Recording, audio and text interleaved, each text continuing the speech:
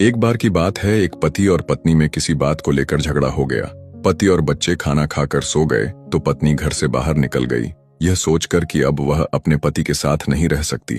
फिर वह मोहल्ले की गलियों में इधर उधर भटक रही थी कि उसे एक घर से आवाज सुनाई दी, जहां एक गरीब स्त्री घर में बैठी हुई ईश्वर से रोटी के लिए प्रार्थना कर रही थी।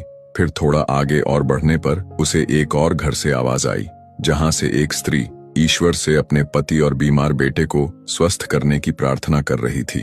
फिर वह थोड़ा और आगे बढ़ी तो उसे एक और घर से आवाज आई, जहां एक गरीब औरत अपने छोटे छोटे भूखे बच्चों को दिलासा दे रही थी कि आज उनके पापा खाने के लिए जरूर कुछ ना कुछ लाएंगे, तब तक तुम सो जाओ। फिर और आगे बढ़ने पर उसे एक और घर से आवाज सुनाई दी, जहां एक बुजुर्ग दादी अपने पोते से कह रही थी कि बेटा, कितने दिन हो गए तुम मेरे लिए दवाई नहीं लाए। पोता कहता है, दादी माँ, अब मेडिकल वाला भी उधार नहीं दे रहा है और मेरे पास इतने पैसे भी नहीं हैं कि मैं आपके लिए दवाई ले आऊं।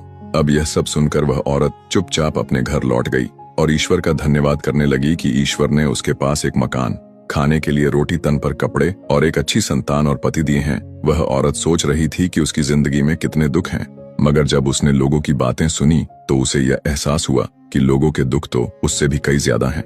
दोस्तों, कठिनाइयों के बावजूद भी अपने जीवन के सकारात्मक पहलुओं को देखना और उसकी कदर करना ही सच्ची खुशी की कुंजी है। संघर्ष हर किसी के जीवन में है, लेकिन जो हमारे पास है वह भी अनमोल है। अगर कहानी अच्छी लगी हो तो वीडियो को एक लाइक शेयर जरूर करके जाएं।